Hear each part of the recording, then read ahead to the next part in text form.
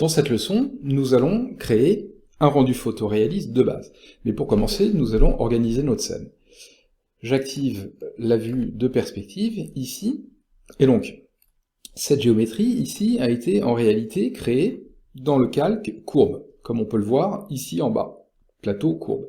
Donc là, je vais effectuer un clic droit sur solide, ici, et changer le calque d'objet. Voilà. Maintenant, une fois sélectionné, donc je vois en bas, ici, qu'il apparaît dans le calque solide. Voilà.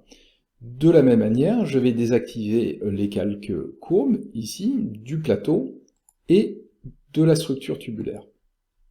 Je vais maintenant m'assurer que parmi les panneaux, j'ai rendu et j'ai matériaux. Alors pour ça, s'ils n'apparaissent pas, je peux aller dans panneaux, ici, et les activer ici. Rendu, en l'activant, ici, et là. Je vais maintenant basculer en mode de visualisation rendu, ici, et vérifier quelques paramètres de la scène. Donc, le mode de visualisation rendu tient compte des paramètres de rendu, ici, ainsi que des matériaux appliqués. Aucun matériau n'est appliqué, et donc j'ai une visualisation de plâtre blanc, ici. Je vais dans mes panneaux rendus, et je vais vérifier quelques paramètres, ici. Résolution et qualité, je ne modifie pas. Le fond, il s'agit d'une couleur unie qui est blanche. Ça me va, ça correspond. Le plan au sol, ici, permet d'activer donc un plan au sol, et d'avoir effectivement des ombres qui apparaissent. Donc, le plan au sol, possibilité d'affecter un matériau. En l'occurrence, ici, j'ai un plâtre blanc, et ça correspond à ce que je souhaite. Donc, l'environnement personnalisé ici pour les réflexions.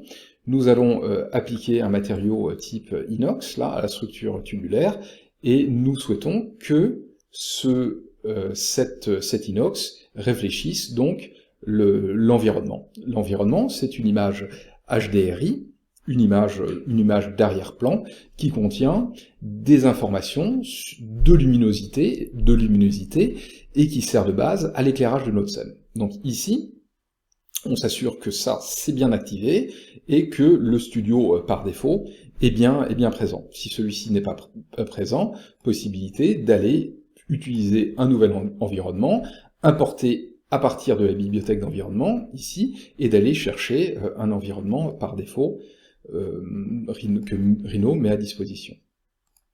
Donc voilà, je continue. L'éclairage, donc il s'agit effectivement de l'éclairage de la scène, ici.